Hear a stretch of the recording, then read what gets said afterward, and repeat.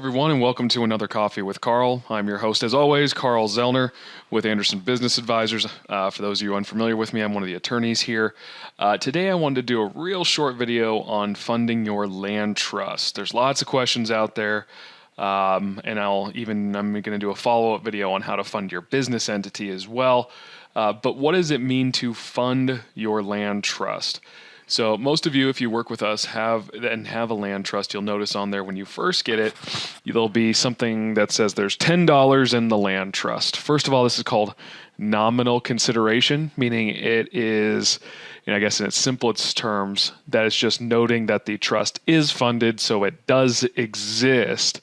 But really, when we fund our land trust, what we're deciding or what we're executing is we need to deed a property into the land trust to fund it. You can fund entities and trusts in different ways, but basically what we need to look at is, does it hold assets of some sort? Here at Anderson Advisors, we name things for what they do.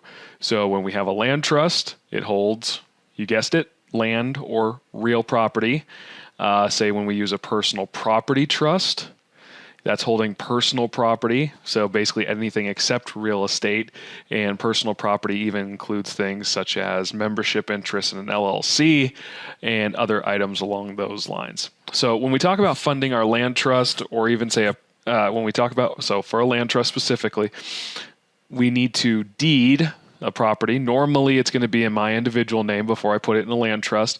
I'm going to deed it from my name to the land trust, which will be the owner of the property now, with me or my nominee trustee on title. And now the trust is funded. So it's a pretty easy process, but it's one of those things that if you're not familiar with it, it does always help to know how it's done. And it's just done by deeding that property over. So for this video, we're going to go a little short today because ultimately it's not a super complicated issue. But if you need help with this or you're not comfortable doing it, please give us a call and we're always happy to help. There's a couple different processes. Number one is we can do the deeds for you on the property if you'd like. Otherwise, you can always go to a local title company as well, and they're normally willing to facilitate that as long as they're familiar with land trust. So either option works, but from a functional side, just to have the property titled into the land trust is really what funds that land trust. Until next time, this is Carl Zoellner with Coffee with Carl and Anderson Business Advisors. As usual, please take advantage of all of our free education opportunities. And also don't forget to sign up for one of our 3-day classes. Even if you've been before, we'd love to see you again. If it's your first time or you're just sort of stumbling on this video, please attend the class. It's great. We have a good time. We speak plainly so that everybody can understand, and you can even ask questions along the way.